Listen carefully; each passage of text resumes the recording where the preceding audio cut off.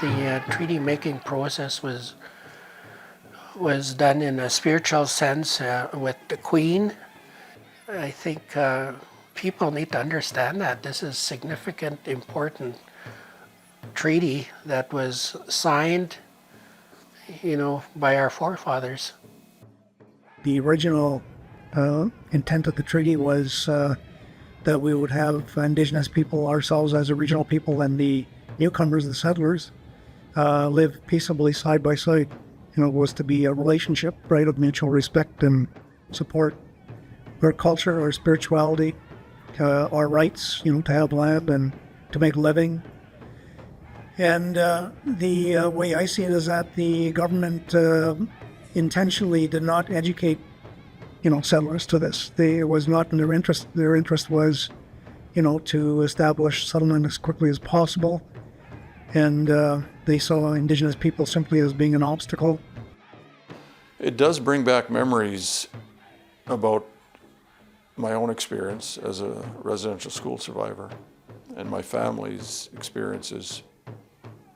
Certainly I'm pleased that we have a place now that will be here forever, where people can come and remember, people can come to pray if that's their inclination, or more importantly for people that have no attachment or experience to learn about residential schools. Some of our young people are really, providing hope to us older folks, because they are, they're, especially the ones that are going through education and becoming educated in different areas. It's like my mushroom said, we need everybody that's educated in, all different areas, and they'll all be able to make a contribution to our people.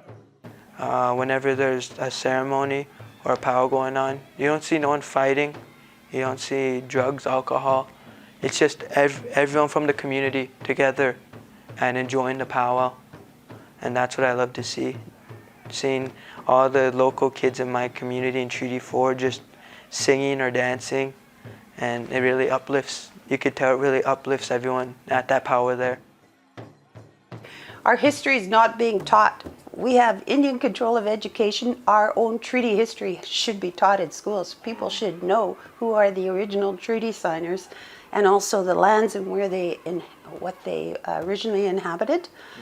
And we should have a cultural center in each of our communities or close to us in the Treaty 4 area. We should actually have those kind of services available for our children to learn about who they are and their ancestors.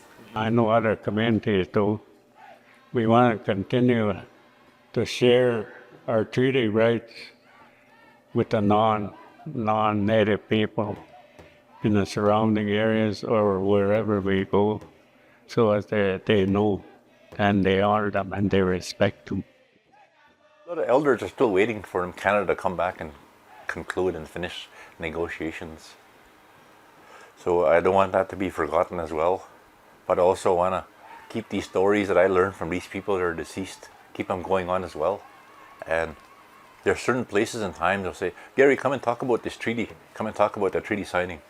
You got 10 minutes. And now it's kind of, I just even passed that mark, even though they try to cut me off and give me signals. And that these stories need to be told in their entirety, not paraphrased. They need to be told in the way that they were told to me, and the way they're told from this person and that person all the way down the line. A lot of people I talked to said that none of these oral histories or stories were ever published or recorded before modern times.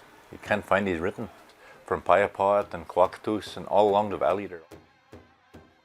Wichiso, help yourself.